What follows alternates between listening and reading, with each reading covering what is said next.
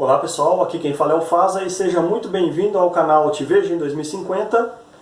Traidor é um tema que veio na minha cabeça porque esses dias eu estava assistindo uma novela que apareceu na Netflix, o primeiro episódio, o primeiro capítulo da novela Terra Prometida, que é uma novela da Record que fala essas novelas bíblicas que tem na Record. Eu não gosto muito de novela, de televisão, essas coisas, mas essas novelas bíblicas da Record eu até achei interessantes porque eu gosto de saber dessas histórias, né? As histórias bíblicas e tudo. O ponto de vista deles é um pouco diferente, tal. Eles colocam algumas coisas um pouquinho diferentes da Bíblia, mas no geral, a grosso modo, é o que está na Bíblia lá, né? A história retratada por essas novelinhas. Então, é interessante assistir, vale pela parte histórica, mesmo que você não acredite, você não seja cristão, essas coisas, é legal. Que a história faz parte também do ramo judaico, né? Porque antes de Jesus ainda, então é interessante.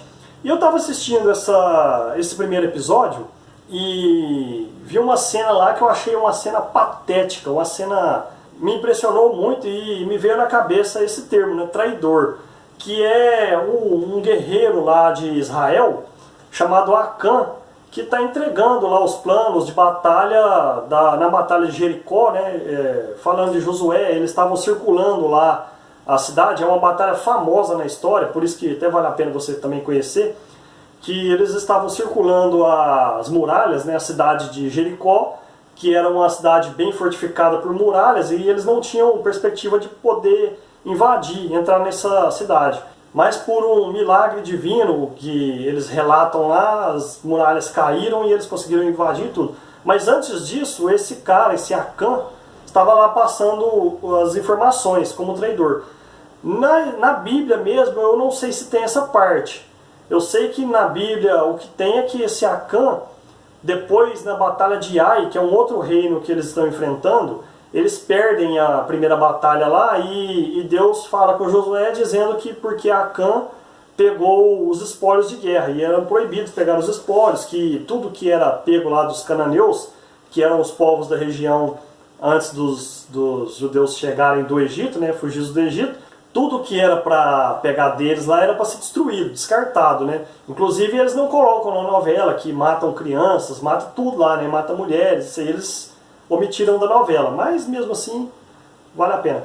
Porque o importante também não é nem isso, o importante é falar do traidor. A cena eu achei interessante demais ver a maneira como ele conversava com os cananeus, né, lá de Jericó, os soldados lá e tal, de maneira tão humilhante, tão subserviente, tão patética, muito patético.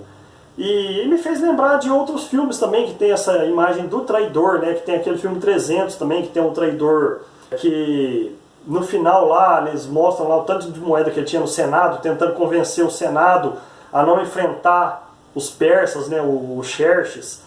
E ele depois mostra que ele foi subornado. E aí mostra um outro aspecto do traidor, que é a covardia, que é não só a covardia, mas também ele passa uma imagem entre os seus de um cara corajoso, uma imagem diferente. Então quando ele está no poder ou quando ele está na vantagem, ele passa uma imagem de superioridade, de força, de coragem. Porém, o traidor ele é um covarde dos maiores que tem. E também tem naquele filme O Patriota, com Mel Gibson, que é um filme que retrata a guerra da Inglaterra, da independência, né, dos Estados Unidos e Inglaterra, e tem o cara lá que trai. E outros filmes aí, tem um outro filme também que eu esqueci o nome, que fala dos deuses gregos, que tem um cara lá que também trai seu povo, e aí mostra os esconderijos, mostra tudo. Mas o que me fez mais pensar nesse tema foi justamente esse primeiro episódio que eu falei aí, do Acã, que estava lá traindo o povo de Israel e tudo. Eu achei muito interessante a maneira como foi retratada o traidor, e ele se humilhando lá e para ganhar uma recompensa, e depois ele nem ganha recompensa. E aí eu faço um paralelo com os dias de hoje, né? O estrago que esses traidores fizeram para as nações deles lá, que é retratado nessas obras da ficção e também que tentam retratar coisas históricas, né?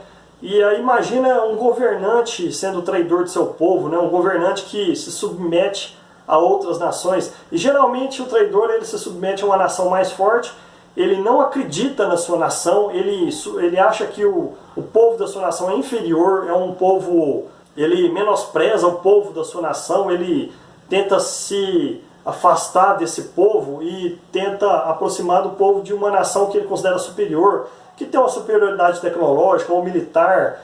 E quando é para falar com nações mais pobres, mais humildes, com uma tecnologia mais fraca, ele se sente um cara poderoso, né? Então você vê que é um covarde.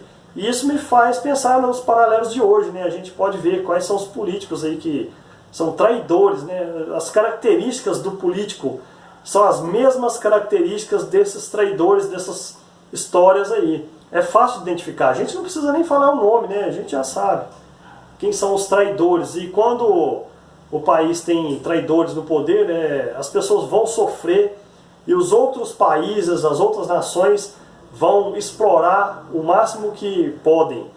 E foi assim no mundo inteiro. Vários países do mundo foram governados por traidores, por pessoas vendidas. A África do Sul antes do Nelson Mandela, Cuba com aquela emenda Platt, e vários outros países, a Líbia antes do Gaddafi, e vários outros países foram governados por traidores e as suas nações eram massacradas, o povo era massacrado.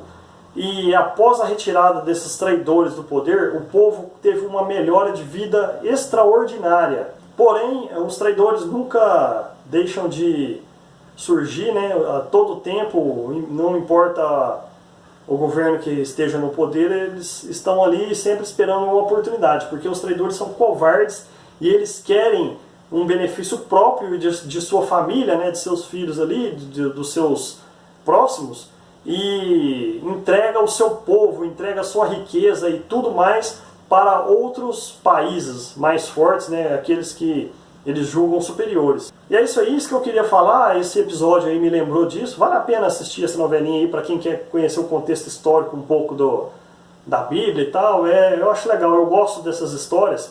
Eu já li muita coisa da Bíblia, mas isso eu não tinha lido na Bíblia. E eu gostaria de saber mais dessas histórias bíblicas do Velho Testamento. Eu gosto muito de saber de coisas de religião, porque vale muito a pena, as pessoas têm que saber isso. Não só a Bíblia, mas eu li o Alcorão também, li o Livro dos Espíritos. A gente tem que conhecer as religiões, porque as religiões norteiam bilhões de pessoas. Então a gente tem que saber como que as pessoas pensam, por que elas pensam como pensam. O que significam os livros, aquelas histórias, o que elas entendem.